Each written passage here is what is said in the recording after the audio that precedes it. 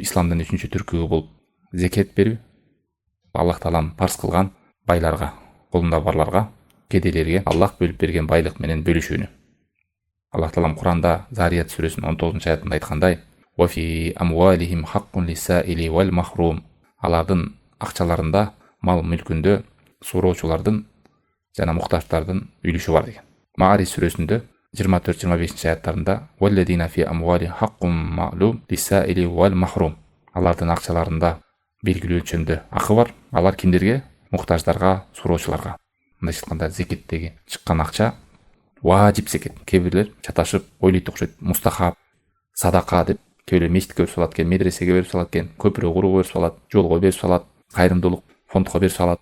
Болбосо ал акча сиздин акчаңыз эмес, ал акча бирөөнүн акчасы. Беришиңиз керек, бербесеңиз Аллах сатасын чоң күнөөгө түшөт адам.